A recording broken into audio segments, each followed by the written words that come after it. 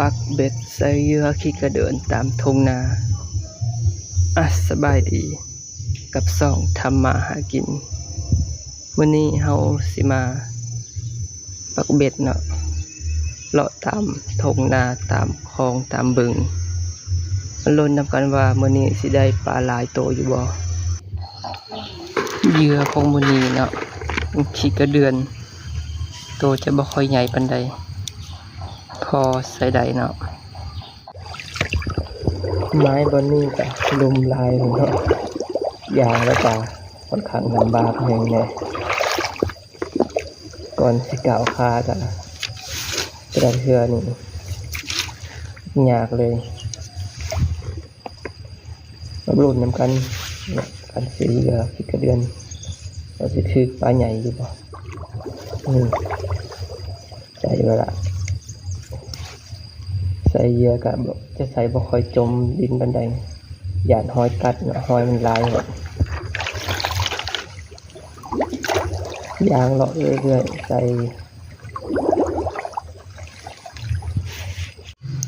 นี่ก็พ่อหางนกเนาะอยู่กลางน้ำเลยมาเบิ่งว่าสิมีใครจักหน่วย1 2 3 4 5มีหาหน่วยเนาะทุกคนหลักอยู่บนห้างบนนั้นมีหาหน่วยโอ้หัวเป็นนกมายังเนาะ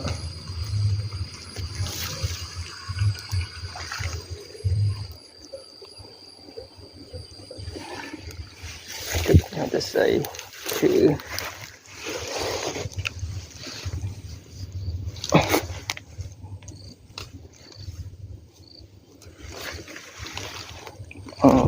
ใส่เรียบร้อย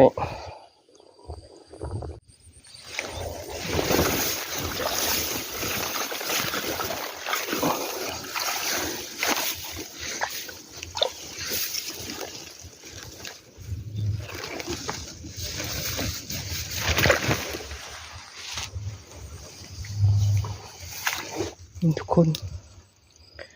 ดึงเข้าไปแล้วใส่ปึ๊บดึงเข้าไปปั๊บเลย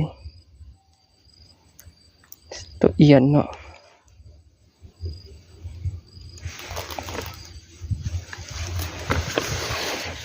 เช้าให้เบิ่งเด้อนี่ดึงไปแล้วดึงไปแล้วดึงไปแล้วดึงเข้าไปแล้วทุกคน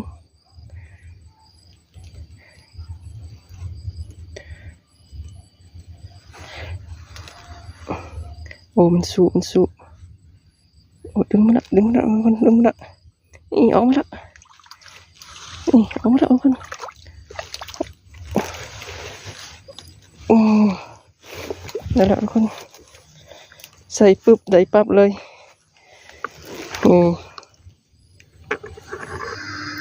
ตอนนี้เขาก็เห็นหูเอียนหรือหูกระปูเนาะบ่ค่อยมั่นใจปานใดเขาก็สิลองใส่ไปเบิ่งมาลุ้นนำกันว่าสิถึกอยู่บ่สิเป็นตัวเอียนหรือเป็นตัวปูเนาะสิถึกใส่ไปละสบายดีมื้อคืนเนาะคืนนี้เขาก็มายามเบ็ดตอนเขาใส่มื้อแรงมาเบิ่งว่าสิถึกปลาอยู่บ่เดี๋ยวเราไปลุ้นนำกันเลยเนาะทุกคนตอนนี้ก็ติดละ1ตัวแล้วเนาะนี่เป็นปลาดุกเนาะนี่ตัวใหญ่อยู่ทุกคนใส่ใหญ่ปลาดุกโอ้โหดินแรงเนี่ยปลาดุกทุกคนเรียบร้อย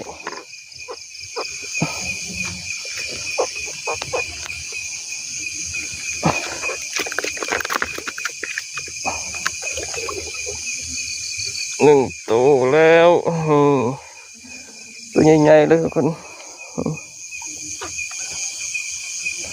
ปลาดุกน่าจะไข่เนาะท้องใหญ่ๆท้องเบ่งๆอยู่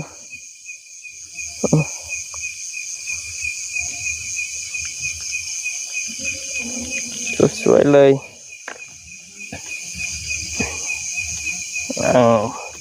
มาแล้วทุกคน โอ้ตรงนี้ใส่ตึงๆเลยคนใส่ตึงๆเลยติดอยู่บ่โอ้ปลาคอทุกคนถือปลาคอโอ้ติดปลาคอ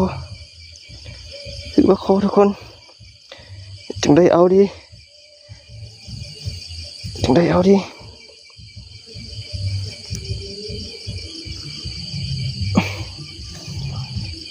มันสายสั่นก่อนโอ้ติดแต่ปากหน่อยเดียว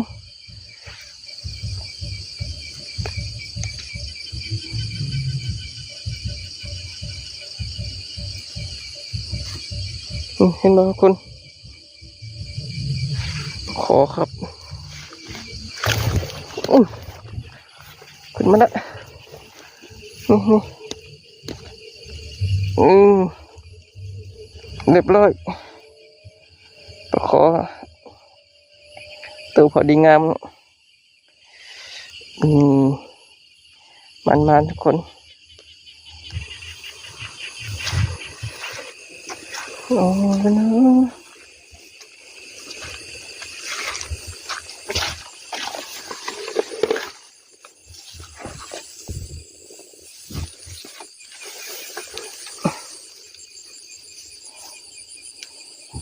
มาถือนะคนเยอะมาก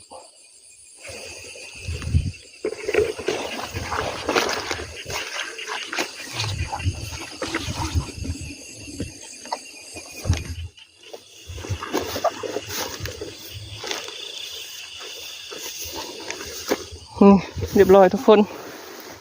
นี่ล้างที่เขาแยนต้นแรงอยู่เนาะนี่ถือไปละ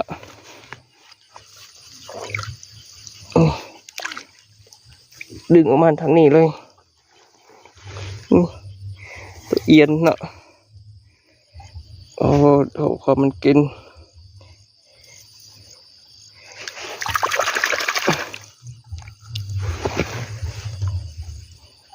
ตายเลยคือสิถึกแต่ดนละเรียบร้อย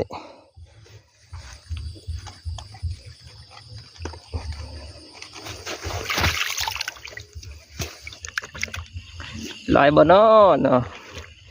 มาลุ้นนำกันผลงานคืนนี้ได้จากตัวเปิดแล้วเด้อ1 2 3นี่ได้หน่อยหนึ่งเนาะนี่กดปลาดุกปลาคอแล้วก็ปลากังเนาะแล้วตัวเอียนตัวก็พอได้อยู่เนาะคืนนี้รุ่น EP 2 ตอนเช้าเนาะว่าสิได้หลายบ่ตอนเช้านี่เบิ่งนำกันเนาะ